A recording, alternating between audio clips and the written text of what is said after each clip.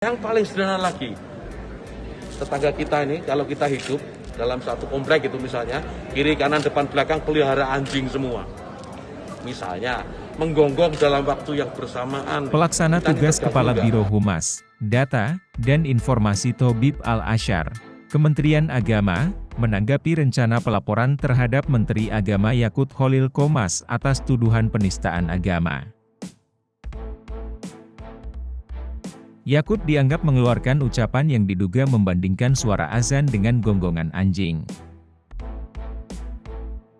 Sebelum lanjut videonya, jangan lupa like, komen, share dan subscribe.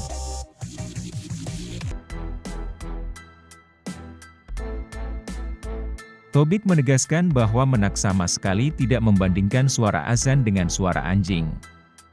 Menurutnya, pemberitaan yang mengatakan Menak membandingkan dua hal.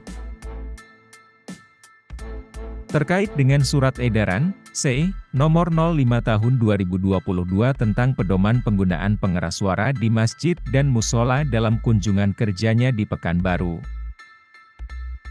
Kata dia, Menak menjelaskan bahwa dalam hidup di masyarakat yang plural diperlukan toleransi. Sehingga perlu pedoman bersama agar kehidupan harmoni tetap terawat dengan baik, termasuk tentang pengaturan kebisingan pengeras suara apapun. Dalam penjelasan itu, Thobib melanjutkan, Gus Menteri memberi contoh sederhana, tidak dalam konteks membandingkan satu dengan lainnya, makanya beliau menyebut kata misal. Yang dimaksud Gus Yakut adalah misalkan umat muslim tinggal sebagai minoritas di kawasan tertentu, di mana masyarakatnya banyak memelihara anjing, pasti akan terganggu jika tidak ada toleransi dari tetangga yang memelihara. Sehingga, dia berujar, perlu ada pedoman penggunaan pengeras suara, juga toleransi agar keharmonisan dalam bermasyarakat dapat terjaga. Ia mengatakan, jadi, dengan adanya pedoman penggunaan pengeras suara ini, umat muslim yang mayoritas justru menunjukkan toleransi kepada yang lain. Sehingga, keharmonisan dalam bermasyarakat dapat terjaga.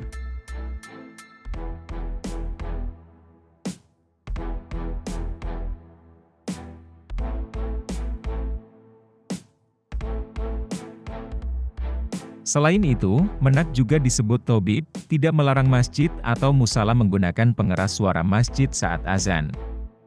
Sebab, itu memang bagian dari syiar agama Islam.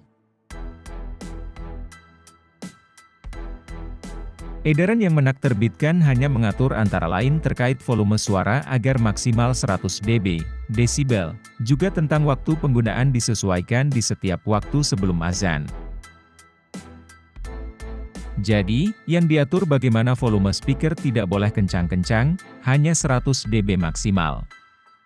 Diatur kapan mereka bisa mulai gunakan speaker itu sebelum dan setelah azan.